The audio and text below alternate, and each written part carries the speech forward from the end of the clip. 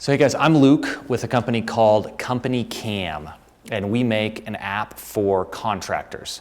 So think roofers, plumbers, people that would come to your house and work on something. Now we've developed some augmented reality functionality for iOS using the AR kit, but now we want to take that and develop more augmented reality functionality for Android.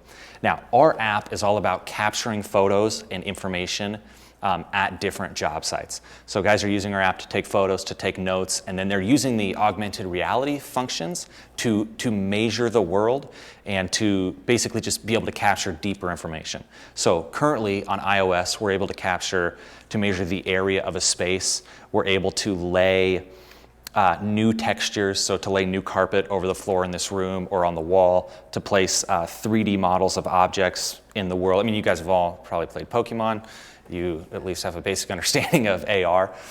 We would like to build similar functionality on Android, but not as a mirror of the functionality we have on iOS. We really want you guys to be able to bring some fresh perspectives to it, and to sort of accomplish the purpose of capturing data at a location where the contractor may be working in the future. So, like I said, we can capture area, we can measure lines. Dr. Dan over here figured out how to find any plane. So in ARKit, for example, originally they only supported finding a plane horizontally, like with a gravity vector, blah, blah, blah. And they now support finding vertical planes, but they do not support finding anything other than a perpendicular plane or like a horizontal plane. And so, this is Dr. Dan. He has developed that functionality for us up to this point. And if you were to take on this project, you would be working closely with him, not only from the development side in AR Core, but he is a PhD mathematician. And so there's a lot of interesting things you can do with math in this AR area that if you wanted to just give a few highlights of things that they'd be engaging with. Well, I will say, you don't have to only do math. I mean, there's a lot other than math. So if you're not super comfortable with math, that's fine. But I mean, on ARKit, for example, the way we find a general plane is you can use the API to get a point cloud. So you just kind of, I don't know if you've used an AR app before, but it shows these kind of little sparkles, which are essentially feature points in the world.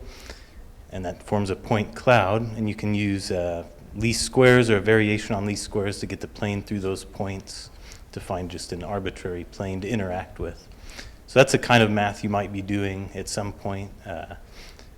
But other than that, it's just kind of basic 3D math. So if you're interested in kind of 3D graphics, vectors and matrices are useful there. But again, there's plenty to do that doesn't have to do with math. There's a lot of user interface design. And we would be here to help you with the math. Yeah. If it's not that you're gonna have to come up with it all on your own. But yeah, user interface design, the actual user experience of the process. Like depending on how many AR apps you've used, like one of the key steps is to identify a plane. You have to identify a plane on which you're going to be performing measurements, placing objects, and getting a user to do that properly is tricky. So we'd be interested in not just the math, but the whole user experience, and even there may be some other ideas or features that you guys would come up with that we haven't done in iOS that you guys could pioneer in Android. So that's the pitch. Do you guys have any questions at all about the project? Yes? So you touched a little bit about the use cases of what CompanyCam actually is. Could you elaborate on those? So people are taking pictures yes. of the field. Yep. And that one. Yes. So our customers are contractors. So roofers, plumbers, pool builders, anyone that would maybe come to your house and work on something or build something.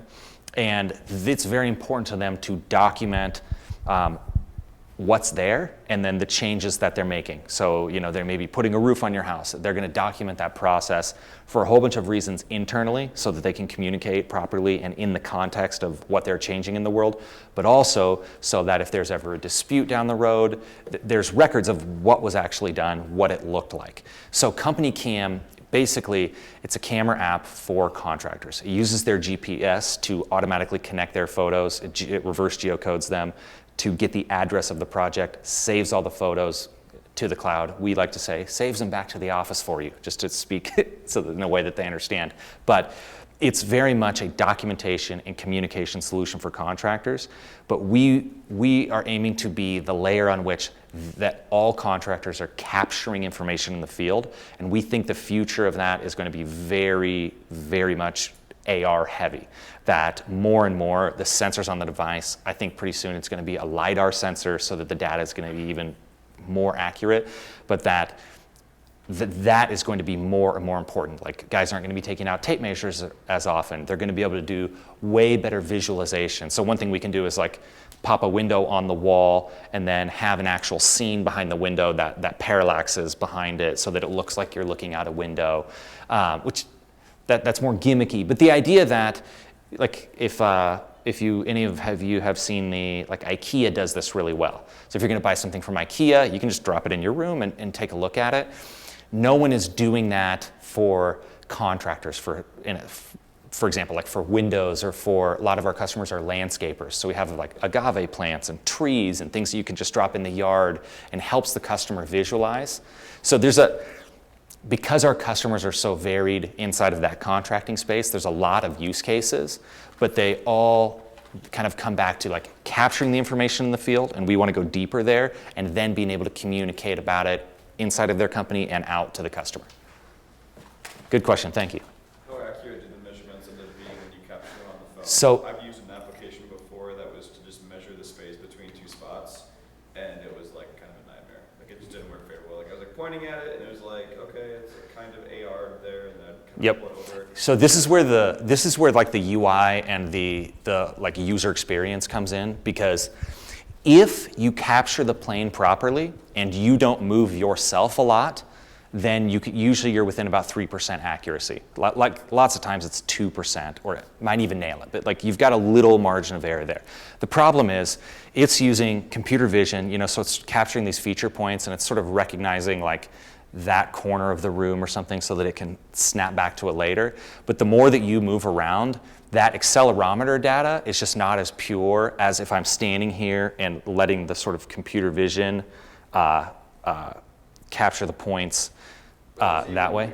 1% of 2% of error, is that like so still acceptable though? If it's not acceptable, if you're gonna, like, if I'm over here putting on that trim or something and I gotta cut that board, I'm gonna measure that really closely. Yeah, sure. But if I'm gonna be putting carpet in this room, or if I'm gonna be painting these walls, then 2% doesn't matter. Yeah. You know what I mean? So it's like, it's for the purposes of quick estimating, and honestly, it's a little bit of a sales tool for these guys, because if a guy comes in and measures your room on his phone and shows you, oh, isn't this cool, and then can lay new carpet, new window, like can kind of demo that, there's a really nifty feature to it, and then it allows them to do kind of like the snap, it'll be about this much money. So to your point, yes, like I don't think this is going to hit until they get those measurements accurate, which I think they will do, because like on my iPhone, I've got a LiDAR sensor that scans my face and allegedly scans it very accurately.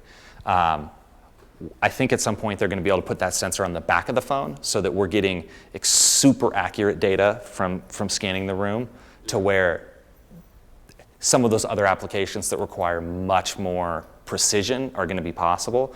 Right now it's very much like an estimating tool, but it's good enough for a whole bunch of applications, just not certain applications. Yeah, gotcha. Anyone else? Worries. Hey, thank you guys very much.